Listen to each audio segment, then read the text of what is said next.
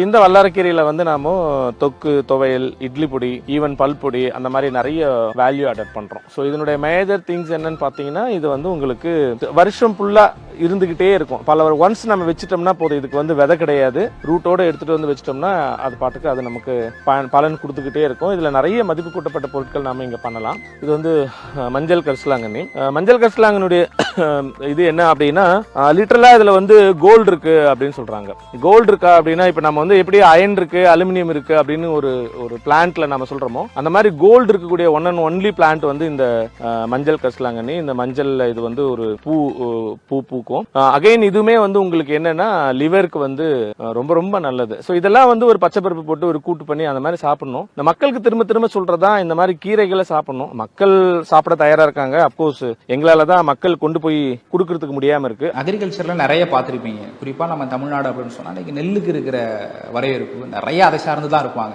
அந்த கீரை அப்படிங்கிற விஷயம் வந்து ஒரு கடையில் சூப்பர் மார்க்கெட்டில் இன்னைக்கு வந்து அந்த கீரை அப்படிங்கிறது ஒரு சைடு ஒரு பொருளாக தான் வச்சுருப்பாங்க. மெயினாக அதை மட்டுமே வச்சு தொழில் பண்ணுறவங்க யாருமே இல்லை. கீரை பக்கம் எப்படி நகர்ந்தீங்க? எப்படி அந்த ஈடுபாடு? மக்களுடைய மென்டாலிட்டி, கீரையை பார்த்தா என்னை பார்த்தா உனக்கு கீரை கட்டா தெரியுதா, என்னை பார்த்தா உனக்கு வந்து கிள்ளிக்கீரையா தெரியுதா, என்னை பார்த்தா உனக்கு வந்து கருவேப்பிலை கொத்தா தெரியுதா அப்படின்னு சொல்லிட்டு கீரையை ஒரு இலக்காரமாக பார்க்குற பார்வை தான் மக்கள் கிட்ட இருக்க தவிர, கீரையில் இருக்கக்கூடிய மிகப்பெரிய பொட்டன்ஷியல் வந்து யாருக்குமே தெரிய மாட்டேங்குது. சரி, ஃபார் எக்ஸாம்பிள் இப்போ என்னோட பையன் வந்து last 2 years he did his MBA and he is doing, இப்போ நான் என்னோட கீரை மார்க்கெட் வந்து அவர் தான் பார்த்துக்கிறாரு. ஸோ அவர் பார்த்தீங்க அப்படின்னா, இப்போ நான் வந்து வெறும் ஆர்கானிக் மட்டும் நான் பண்ணி ஆர்கானிக் விங் மட்டும் நாங்கள் சேல் பண்ணல. இப்போ ஸ்விக்கி, ஜொமேட்டோ, டன்சோ, ஜெப்டோ, அடையார் ஆனந்தம் அந்த மாதிரி நிறுவனங்கள் வந்து அவங்க ஆர்கானிக் எக்ஸ்பெக்ட் பண்ணலாம், நான் கீரை கேட்குறாங்க. ஸோ முதல்ல நம்ம மார்க்கெட்டை பிடிக்கணும், மார்க்கெட்டில் வேலை பண்ணணும் அப்படின்றதுக்காக நம்ம வந்து கீரை வாங்கி அவங்களுக்கு நம்ம ஏன்னா நல்ல கீரைன்னு ஒரு பிராண்ட் இருக்கிறதுனால பீப்புள் எக்ஸ்பெக்ட் நாங்கள் சொல்லிட்டோம். ஸோ எங்கள் கையில் ஆர்கானிக்காக இவ்வளோ வால்யூம் எங்களால் பண்ண முடியாதுன்னு அவங்களும் ஆர்கானிக்காக கேட்கல.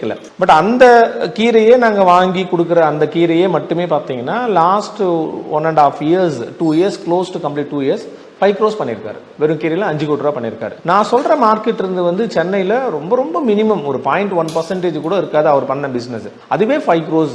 அப்போ நீங்க யோசிச்சு பாருங்க. அப்போ வால்யூம் ஆஃப் த பிசினஸ் வந்து 10% 100% thousands of crores Chennai it self. அதுக்கப்புறம் நீங்க மற்ற இடங்கள்லாம் இருந்தா எப்படி இருக்குன்னு கொஞ்சம் யோசிச்சு பாருங்க. அப்போ இதுக்கு வந்து ஒரு பெரிய வால்யூம் ஆஃப் த பிசினஸ் வந்து இருக்குது. அதுக்கு ஒரு காமன் பிராண்டை கிரியேட் பண்ணணும் அப்படின்னு ஒரு ஆசை இருக்கு. ஒரு 2 எக்ஸாம்பிள் சொல்றேன். இப்போ பேரிச்சம்பழை நீங்க எடுத்துக்கிட்டீங்கன்னு வச்சுக்கோங்களேன். பேரிச்சம்பழம் வந்து நம்ம அந்த காலத்துல தள்ளு வண்டியில ஒரு திருவிழாக்கு போனா எண்ணெய் பூசி மின்னு வித்துட்டு இருப்பாங்க. பழைய ஈயம்பத்துல இரும்பு சாமான் போட்டு தான் நம்ம பேரிச்சம்பழம் வாங்கியிருப்போம். கரெக்டா? இந்தியாவில் எந்த ஒரு விவசாயம் விளைவிக்கப்பட்டாத ஒரு விளைபொருள். பட் கீரை இத்தனை 1000 கோடி டர்ன் ஓவருக்கு கீரைக்கு ஏன் ஒரு பிராண்ட் பண்ணக்கூடாது அப்படின்னு சொல்லிட்டு நாங்க அந்த பிராண்டை கிரியேட் பண்ணி ஃபர்ஸ்ட் டைம் வந்து we did a brand. ஏன்னா அவ்வளோ பொட்டன்ஷியல் இருக்கு.